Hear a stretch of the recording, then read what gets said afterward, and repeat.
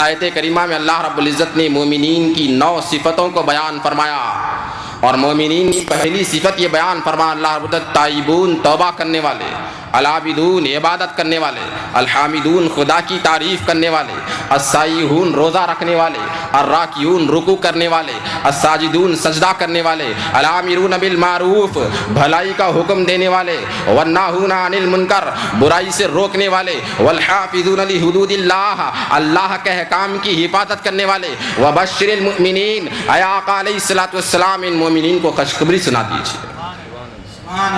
9 صفتوں میں اگر ایک ایک صفت پہ بیان کرتا چلوں تو یہ اجتماع کافی نہ ہوگا۔ یہ 9 صفتیں اگر بیان کرتا ہوا چلوں تو یہ اجتماع کافی نہ ہوگا۔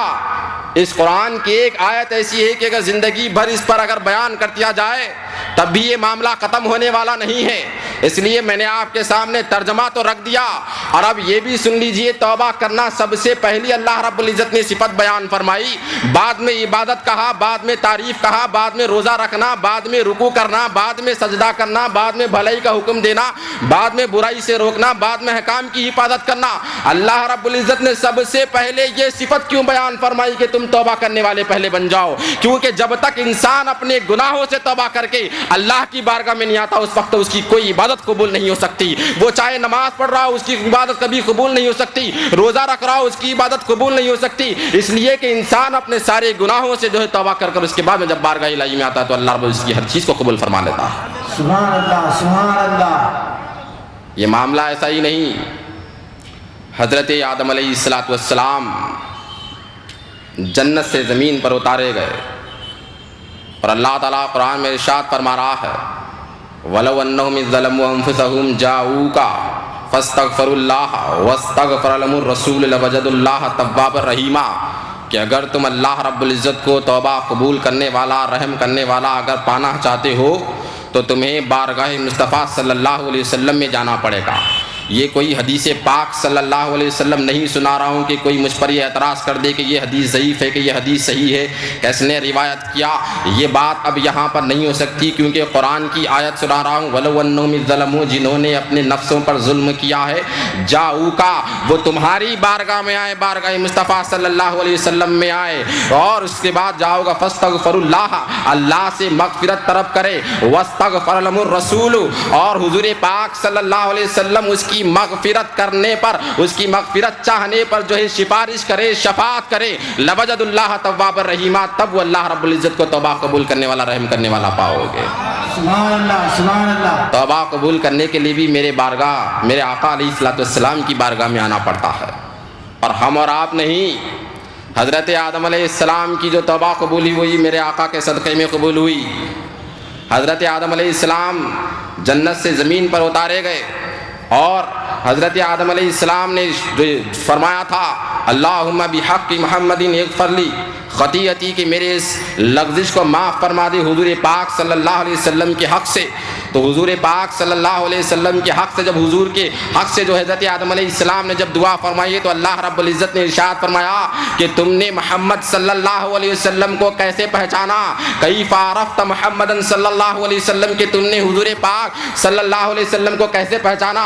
تو حضرت آدم علیہ السلام فرماتے ہیں جنت کے ہر دروازے پہ ہر جگہ پہ لکھا ہوا تھا لا الہ الا اللہ محمد رسول اللہ، اسی لیے میں نے جو ہے تیرے نام کے ساتھ ایک ایسا نام تھا وہی وہ برگزیدہ بندہ ہوگا، اس لیے تو نے اپنے نام کے ساتھ اس کا تذکرہ کیا ہے۔ آج اسی کے جو ہے وسیلے سے میں دعا کر رہا ہوں کہ اللہم بحق محمد اغفر لی خطیئتی کہ میرے اس لفظ کو معاف فرما دے۔ اللہ رب العزت نے ان کی توبہ کو قبول فرما لیا۔ سبحان اللہ سبحان اللہ۔ نعرہ تکبیر، نعرہ رسالت، نعرہ رسالت۔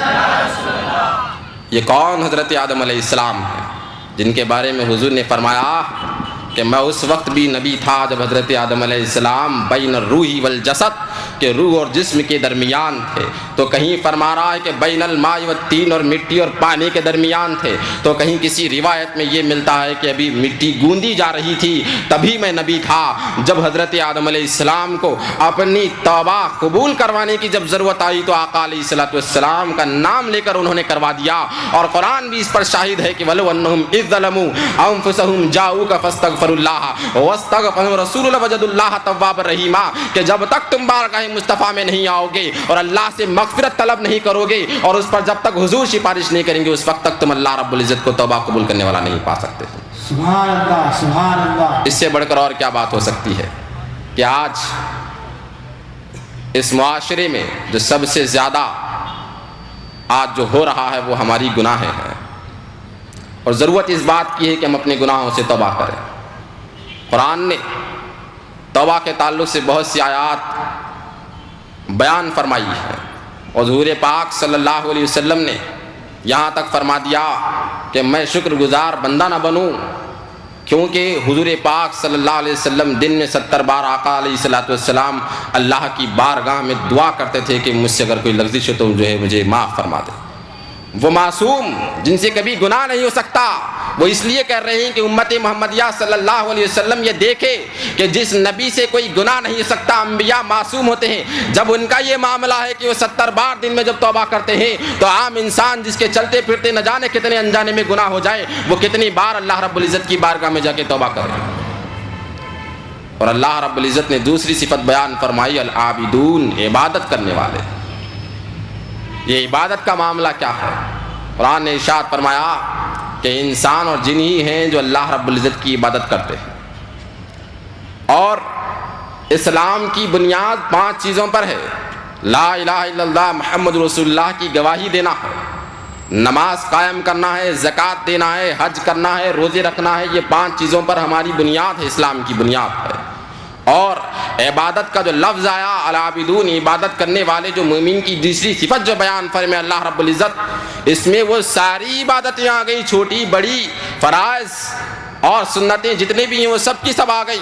और तिरमिज़ी शरीफ की हदीस आपको मैं सुना रहा हूँ, जिसमें आका अलैहिस्सलातु वस्सलाम ने इरशाद फरमाया, जिसने दिन में 12 रकातें सुन्नत पढ़ ली, उसके लिए अल्लाह रब्बुल इज़्ज़त जन्नत में घर बना देगा। बनल्लाहु लहू बैतन फिल जन्नह, कि उसके लिए जो है जन्नत में अल्लाह रब्बुल इज़्ज़त घर बना लेगा।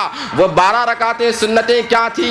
ज़ोहर से पहले की 4 सुन्नतें, ज़ोहर के बाद की 2 सुन्नतें, जो है मगरिब के बाद की 2 सुन्नतें, और इशा के बाद की 2 सुन्नतें, और फजर से पहले की 2 सुन्नतें। ये जारी सुन्नतें मुअक्किदा अगर कोई पढ़ लेता है तो अल्लाह रब्बुल इज़्ज़त जो है उसके लिए जो है जन्नत में घर बनाता है।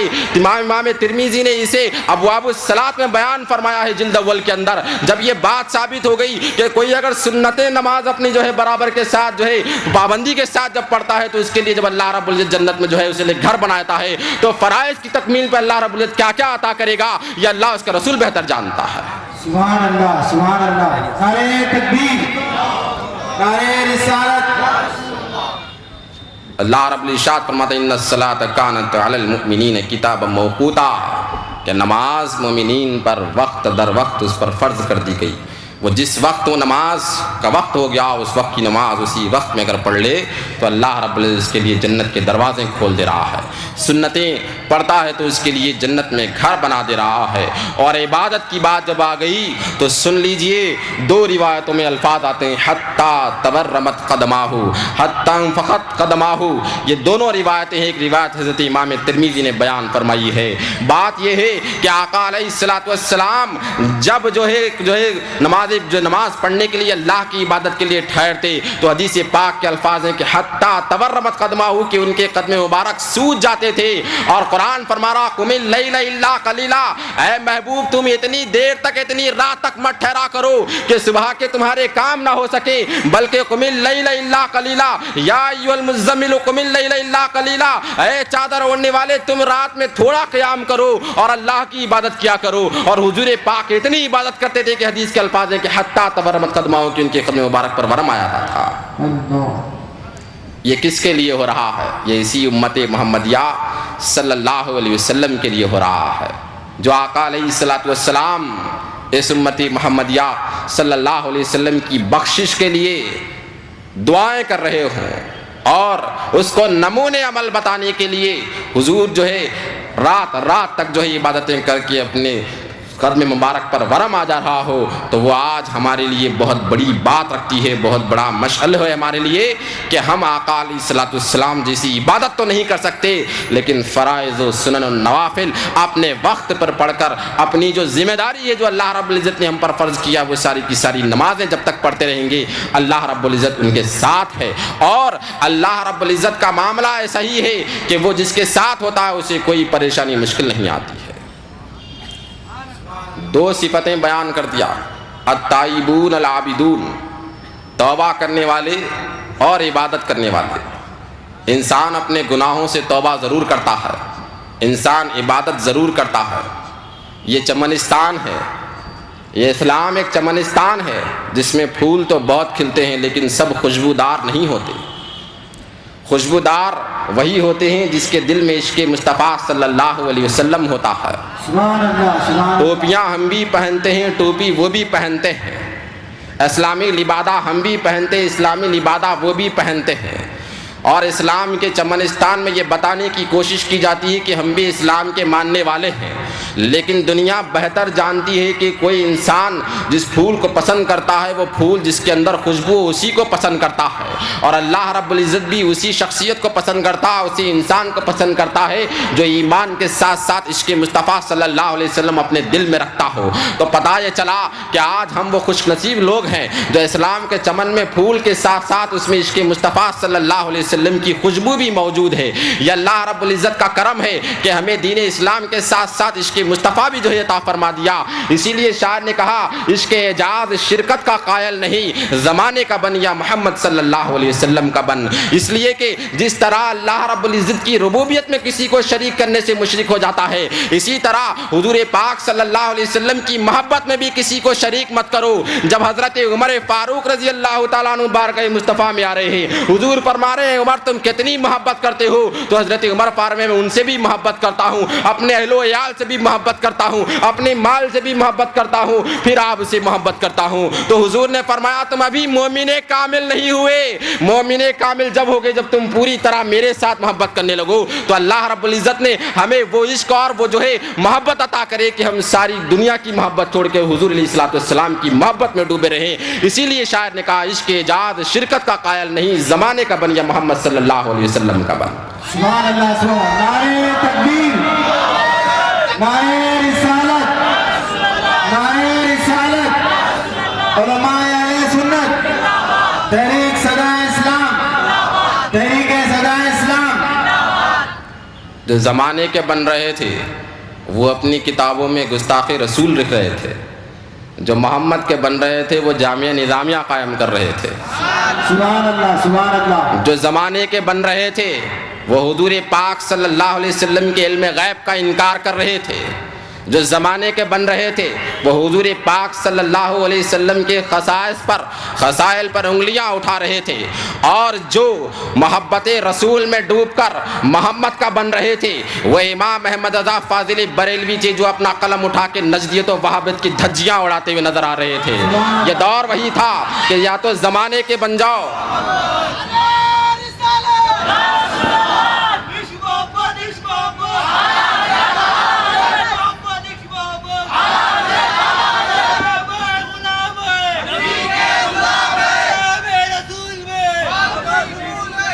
جو زمانے کے بن رہے تھے وہ آقا علیہ الصلوۃ والسلام کے فضائل کا انکار کر رہے تھے، اور جو محمد صلی اللہ علیہ وسلم کے بن رہے تھے وہ قادیانیت کے خلاف ایسی کتابیں لکھتے ہوئے نظر آئے کہ ہندوستان میں اس کی آج تک مثال ملتی ہوئی نظر نہیں آ رہی تھی۔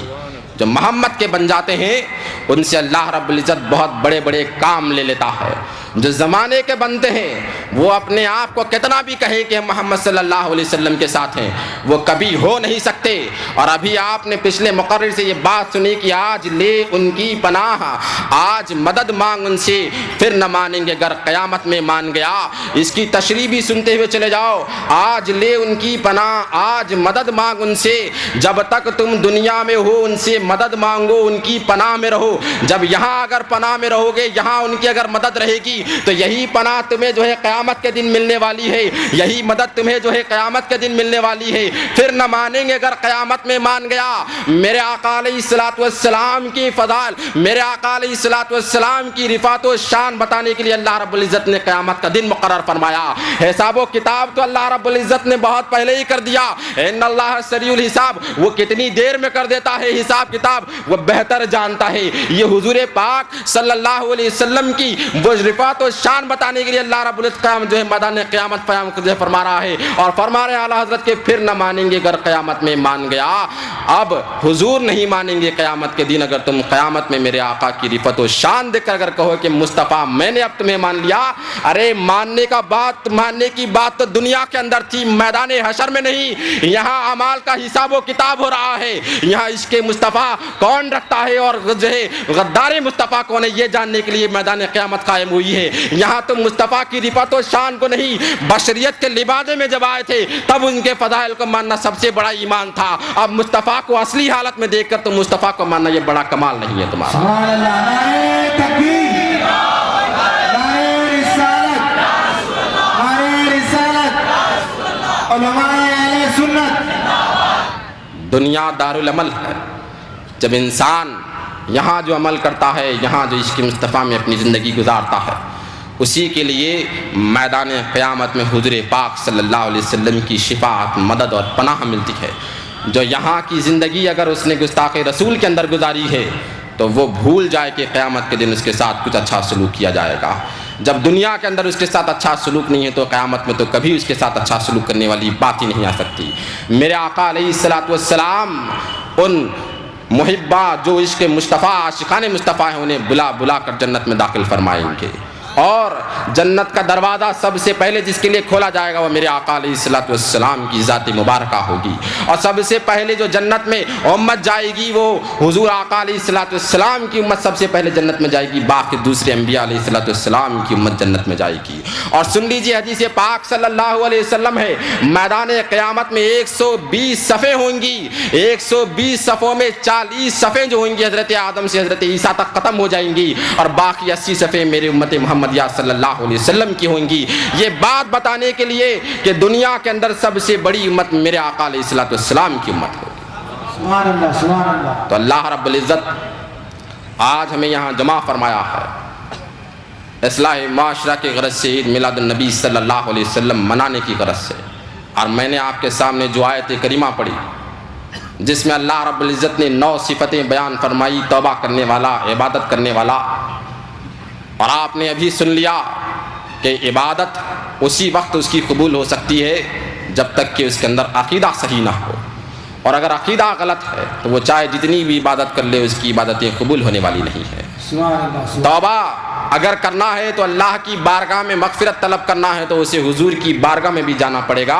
اور قرآن فرما رہا کہ جاؤ کا وہ سب کے سب تمہاری بارگاہ میں آئے جب تک اسے اللہ رب العزت اس کی توبہ قبول نہیں فرمائے گا. اور حضور پاک صلی اللہ علیہ وسلم کے وسیلے سے حضرت آدم علیہ السلام نے جب دعا فرمائی تو حضور پاک صلی اللہ علیہ وسلم کے وسیلے سے جو ہے جب ان کی توبہ قبول ہو چکی تو ہم تو امت محمدیہ صلی اللہ علیہ وسلم میں پیدا ہوئے ہیں. آقا علیہ الصلوۃ والسلام کے وسیلے سے آج ہم یہ عہد کر لیں کہ آج ہم سے جو ہے کوئی گناہ نہ ہو اور ہم برابر اپنی عبادتیں کرتے رہیں. آئی ہے بات جب توبہ اور عبادت کی تو یہ بات بھی سنتے جائیے, گناہ کر کے توبہ کرنا اور ہوتا ہے اور گناہ سے بچنا کچھ اور ہوتا ہے.